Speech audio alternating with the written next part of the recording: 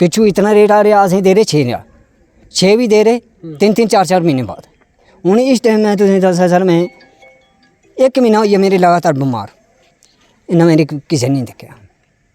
ये बच्ची है मेरी, पुच्छो इसने कोलू सवेरे मेरी केड़ी कंडीशन होनी। ये मुड़ा वो पिछे ये मेरी आनी सवेरे नाल काम कराना मरी एक तना ये छुट्टी जिला मंगो छुट्टी कोई नहीं देनी।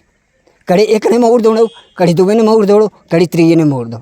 ये छुट्टियाँ भी नहीं देने कि भाई कोई बंदा बीमार है किसी तरीके ने है, कोई स्त्री है, ये छुट्टी बिल्कुल आखो ना, ये सैलरी देने ना नहीं देने और सैलरी भी नहीं ना। ये बस सर मेरी अर्ज ये है।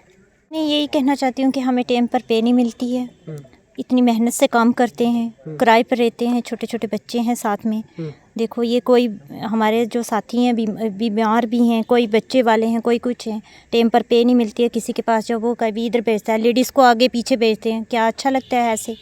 तो इसलिए हम परेशान हैं, क्या करें फिर। कोई बीमार सैलरी मिलती है इसी से आपका घर चलता है? हाँ जी, इसी से घर चलता है। जो मेरे हस्बैंड है वो दुकान करते हैं, वो भी ऐसे ही हैं। कोई तो पिछले 3 महीने से आपको सैलरी नहीं मिली, तो कैसे घर चल रहा है आपका? बहुत मुश्किल से चल रहा है।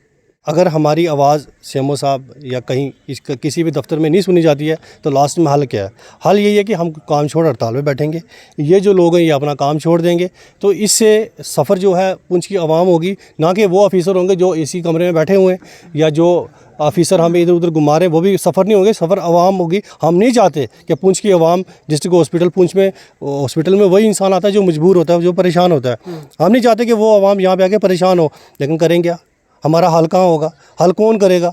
ये सब चीज़ें जनाब। डिस्ट्रिक्ट हॉस्पिटल पुंछ के सैनिटेशन वर्कर यानी कि सफाई कर्मचारी, इनकी जानिब से आज एक डेपुटेशन सीएमओ ऑफिस तक पहुंचा और इनकी कुछ परेशानियां हैं, वो इनसे डिटेल में समझने की कोशिश करेंगे क्या डेपुटेशन है और किस वजह से आज ये सीएमओ ऑफिस तक पहुंचे, और उसके बाद हम तक इनकी रसाई किस वजह से हुई वो समझने की कोशिश करेंगे। सर आपका नाम क्या है? सर मेरा नाम निशांत है। बेसिकली क्या है कि डिस्ट्रिक्ट हॉस्पिटल पुंछ में सैनिटेशन वर्कर जो हैं वो 10 जो है हायर किए गए थे कॉन्ट्रैक्ट बेस पे। ये पिछले 3-4 साल से ऐसा ही होता है। 10 बंदे जो हैं सफाई कर्मचारी जो हायर किए जाते हैं, उनको जो तनख्वाह है वो ठेकेदारी बेसिस पे वो आती है, हर महीने आती है, इनको मिलती है। हमारा मेन मकसद आपसे बात करने का यही है कि जो गवर्नमेंट के जो रेट्स हैं लेबर्स के वो रिवाइज होते रहते हैं। आप देखते रहते हो, आइंदा आप सेक्टर से ऑर्डर आते रहते हैं, आप पढ़ते रहते हो। मैं आपको ये बताना चाहता हूँ जो लेटेस्ट ऑर्डर आया है उसमें जो हमारे जो मिनिमम जो वेजेस है वो 9300 महीने का इनको देना है। ठीक है, आप कहीं भी चले जाओ, चाहे वो प्राइवेट सेक्टर हो चाहे वो गवर्नमेंट सेक्टर हो, 9300 के कम इनको इनके वेजेस नहीं बनते हैं।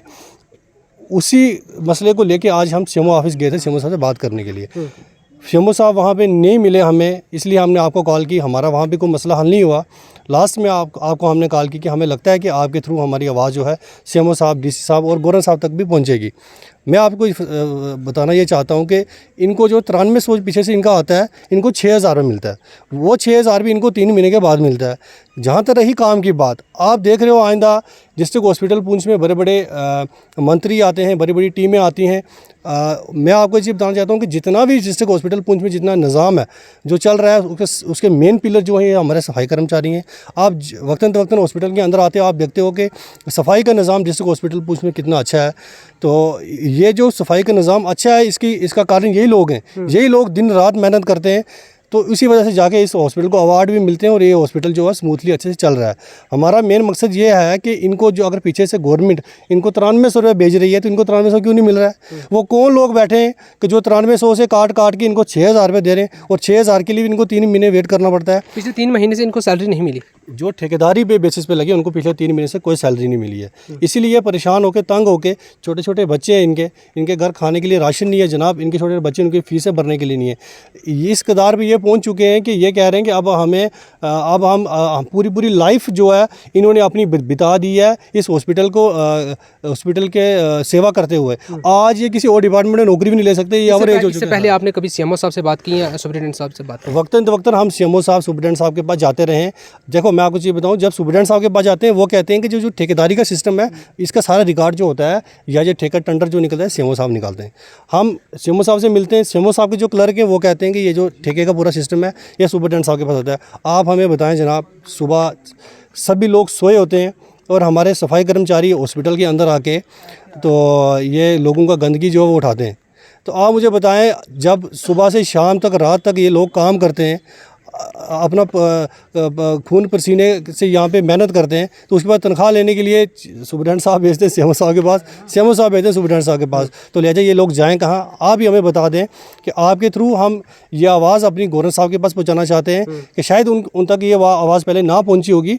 मीडिया ही एक आज के टाइम में हमारा एक हमें ये एक आपसे उम्मीद है कि आपके थ्रू हमारी आवाज़ जो गवर्नर साहब तक पहुँचेगी। और इन जो गरीब लोग हैं, आप देख सकते हो, आपके कहने के मुताबिक ये खेल खेला जा रहा है, सुपरिटेंडेंट के पास जाओ, सुपरिटेंडेंट साहब बोलते हैं कि सीएमओ साहब के पास जाओ, ये खेल खेला जा रहा है। देखो एक्चुअली ये है कि सुपरिटेंडेंट साहब के पास जो है ये जो ठेकेदारी का रिकॉर्ड होता है ये नहीं होता, ये सच्चाई है। क्योंकि ये जो डिस्ट्रिक्ट के जो ऑफिसर्स होते हैं ये उनके पास ठेका आता है, वो किसको टेंडर देते हैं ये उनके तक होता है सारा। हमारे कहने का ये मकसद है कि मैं रिक्वेस्ट कर रहा हूँ कि सुपरिटेंडेंट साहब के पास ये काम करते हैं तो उनका फ़र्ज़ बनता है कि इनकी रहनुमाई करें, इनकी पैरवी करें, कहाँ पे मुश्किल आ रही है, कहाँ परेशानी आ रही है। मेरे कहने का ये मकसद है कि जो लोग सुबह 7 बजे आके हॉस्पिटल में सफाई करते हैं, अब वो अपनी तनख्वाह को भी ढूंढते फिरेंगे, कौन ऑफिसर देगा कौन नहीं देगा। तो मेरे कहने का ये तो मकसद है कि कोई भी ऑफिसर हो, इनकी पैरवी करें, इनकी हिमायत करें, ताकि इन लोगों को टाइम पे सैलरी मिले और जितनी पीछे गवर्नमेंट दे रही है उतनी मिले। काट के क्यों मिलती है इनको, और जो बीच का पैसा वो कहाँ जा रहा है। ये चीज़ हम आपको बताना चाहते हैं कि इन लोगों के साथ जो बहुत बड़ी बेइंसाफ़ी हो रही है, इसी बेइंसाफ़ी को लेके हम आज जनाब से हम मिले, हमारी आवाज़ जो है ये गवर्नर साहब तक पहुँचे, इनकी परेशानियों का हल निकले। क्या डिप्टी कमिश्नर न्याय है, उनके पास अभी तक आप गए, उनसे मिले? सर उनके पास अभी तक हम नहीं गए, हम कोशिश करते हैं कि जल्दी ही उनके साथ हम मिलेंगे। आज हम सीएमओ साहब के पास गए थे, वो कह रहे हैं कि वो सीएमओ साहब जो डीसी ऑफिस गए हैं, अब वो भी बिज़ी होंगे, उनके पास बहुत जल्द हम उनसे भी मिलने वाले हैं और अपनी सारी परेशानियां बातें जो है उनके आगे भी रखने वाले हैं। क्या इसके बाद अगर आपकी परेशानी का हल नहीं होता तो आप क्या इक़दामात उठाएंगे? इक़दामात जो हमारे पास यही है सर, देखो पहले तो हम ये जो मेरा जैसे पहले बताया कि ये लोग दिन रात मेहनत करते हैं, अगर हमारी आवाज़ सीएमओ साहब या कहीं किसी भी दफ्तर में नहीं सुनी जाती है तो लास्ट में हल क्या है? हल यही है कि हम काम छोड़ हड़ताल में बैठेंगे, ये जो लोग हैं ये अपना काम छोड़ देंगे। तो इससे सफ़र जो है पुंछ की आवाम होगी, ना कि वो ऑफिसर होंगे जो एसी कमरे में बैठे हुए हैं, या जो ऑफिसर हमें इधर उधर घुमा रहे हैं, वो भी सफ़र नहीं होंगे, सफ़र आवाम होगी। हम नहीं चाहते कि पुंछ की आवाम डिस्ट्रिक्ट हॉस्पिटल पुंछ में हॉस्पिटल में वही इंसान आता है जो मजबूर होता है, जो परेशान होता है। हम नहीं चाहते कि वो आवाम यहाँ पे आके परेशान हो, लेकिन करें क्या? हमारा हल कहाँ होगा? हल कौन करेगा? ये सब चीज़ें जनाब, इसलिए हम परेशान हो गए यहाँ पे आए। और आपकी मीडिया के वसासत से हम अपने जो सुपरिटेंडेंट साहब है, सीएमओ साहब है और डीसी साहब हैं, इन सब तक ये अपनी आवाज़ पहुँचाना चाहते हैं कि जल्द से जल्द ये जो गरीब आवाम है, जो दिन रात मेहनत करती है, जो मेहनतकश लोग हैं, इनको इनका मेहनताना मिले और पूरा मिले, ये हम आपसे तवक्का करते हैं और कोशिश करते हैं कि ये मिलेगा। नहीं मिलेगा जनाब तो फिर आप हमें जो है डीसी ऑफिस के बाहर धरने पे देखेंगे। आपका क्या नाम है? जी मेरा नाम माला है। क्या कहना चाहती हैं आप? जी मैंने यही कहना चाहती हूँ कि हमें टाइम पर पे नहीं मिलती है, इतनी मेहनत से काम करते हैं, किराए पर रहते हैं, छोटे छोटे बच्चे हैं साथ में।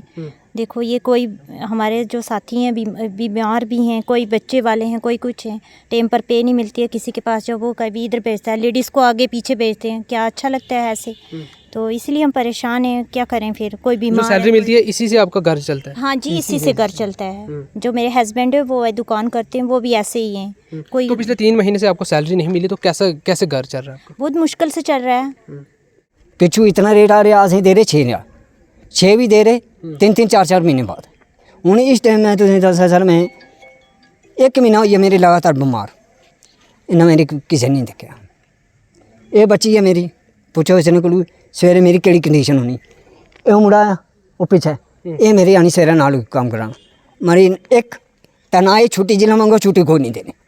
कड़ी एक ने मोड़ दौड़ो, कड़ी दूसरे ने मोड़ दौड़ो, कड़ी त्रीजे ने मोड़ दो। ये छुट्टियाँ भी नहीं देने कि भाई कोई बंदा बीमार है, किसी तरीके ने है, कुछ स्त्री है, ये छुट्टी बिल्कुल आखो ना, ये सैलरी देने ना नहीं देने और सैलरी भी नहीं ना। ये बस सर मेरी अर्ज़ी है।